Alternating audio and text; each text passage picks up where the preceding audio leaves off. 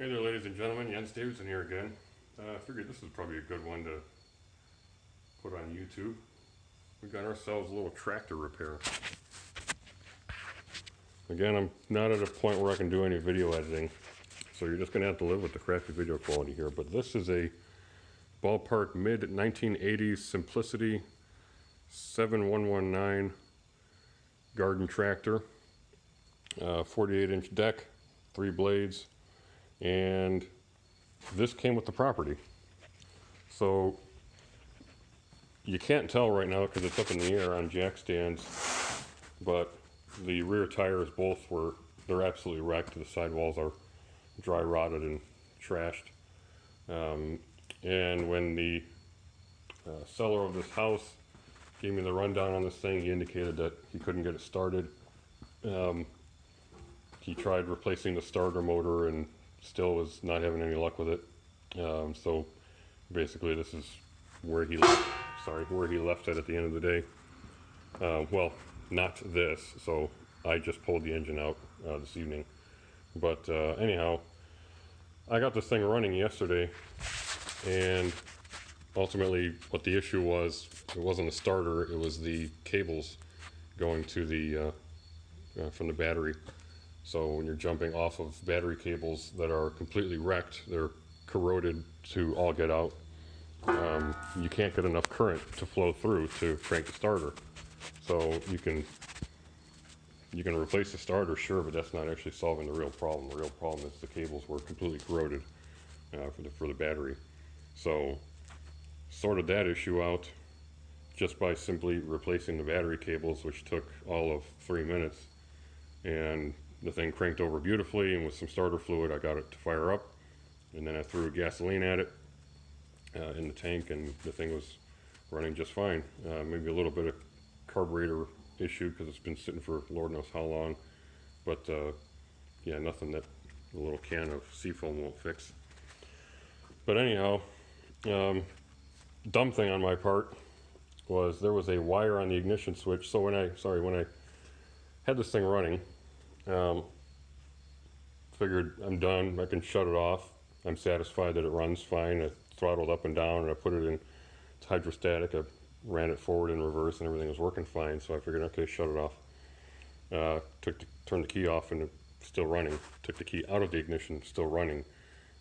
Disconnected the positive battery cable, still running. Disconnected the negative battery cable, still running. Shut the fuel off, still running. And my God, it's Frankenmotor. I'm sure I would have died eventually, but you know, I got sick of it and I put my hand over the carburetor intake there to finally suffocate the thing and shut it down. There was a lead coming off of the wires going to the ignition switch, and it had a little terminal plug on it, and there was like a panel of terminals that just were grounds, essentially, mounted on the side of the engine box, or the side of the battery box area compartment here. It's all covered up so you can't see it right now, but I figured, you know, maybe this little wire is supposed to be grounded so that it shorts out the ignition and kills it when you turn the ignition switch off.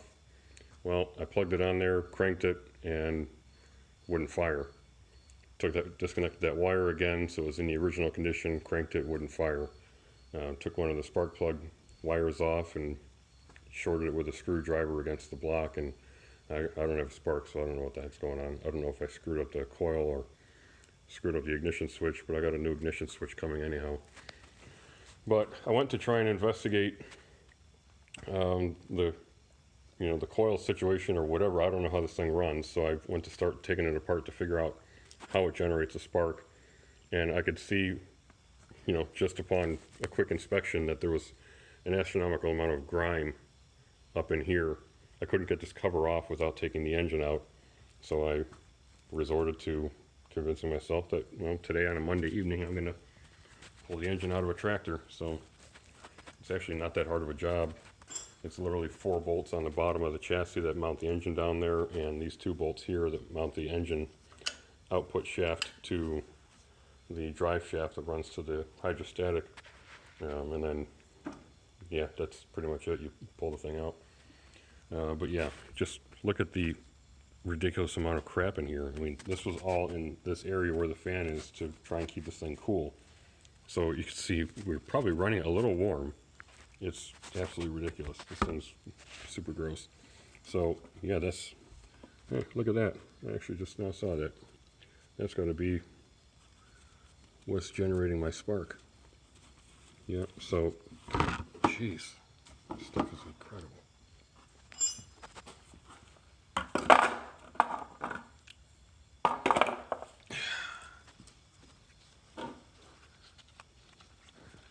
Like grass clippings from the 90s in here, back when Nirvana was king. This is astronomical. But yeah, behind all this grime, there is somewhat of a coil. Yeah, there's my spark plug leads coming off. Cool. Yeah. So I got some work cut out for me. But yeah, I figured I'd run you guys through that.